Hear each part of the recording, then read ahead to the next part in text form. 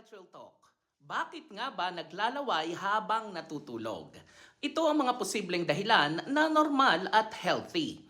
Deep sleep at nasa REM stage ka na.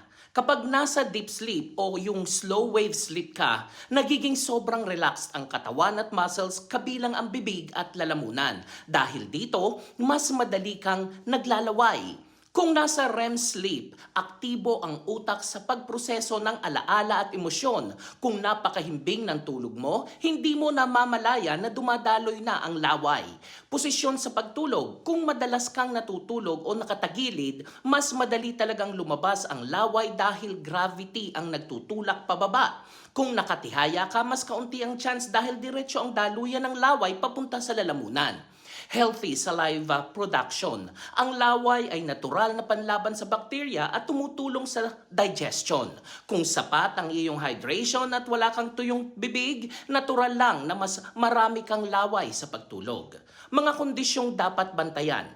Hindi lahat ng paglalaway ay tanda ng magandang tulog. May mga pagkakataon na kailangan mong mag-ingat tulad ng allergies o sipon. Kapag barado ang ilong, mapipilitan kang huminga sa bibig at maglalaway ka. Sleep apnea, kung may kasamang malakas na paghilik, pagpuputol-putol ng paghinga at sobrang pagod sa umaga, dapat na magpa-check up ka. Acid reflux or GERD. Kapag bumabalik ang asido mula sa tiyan papunta sa lalamunan, pwede itong magdulot ng iritasyon at paglalaway. Side effect ng gamot. May ilang gamot tulad ng antipsychotics o Alzheimer's medications na nagpapataas ng salivary production o saliva production.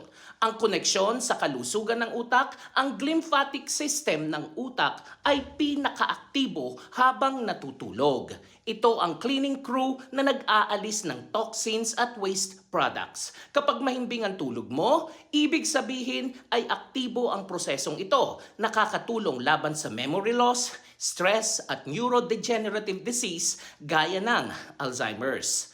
Para sa mga OFWs at busy professionals, madalas kulang sa tulog dahil sa trabaho at stress. Kaya kung minsan ay napansin mong naglalaway ka habang natutulog, baka ito na ang senyales na nakakakuha ka ng tunay na pahinga dahil sa matagal mo na itong kailangan. Pero tandaan, balance ang susi. Kung sobra o nakakaistorbo na, huwag ipagwalang bahala. Ayusin ang sleeping position. Subukang matulog ng nakatihaya para maiwasan ng sobrang paglalaway. I-manage ang stress. Ang stress ay nakakaapekto sa kalidad ng tulog. Gumamit ng relaxation techniques. Stay hydrated. Uminom ng sapat na tubig sa araw. Magpa-check up kung sobra-sobra na at may kasamang ibang sintomas. At kumonsulta sa doktor. Ako po si Arlene para sa Health Real Talk. Have a nice day, everyone.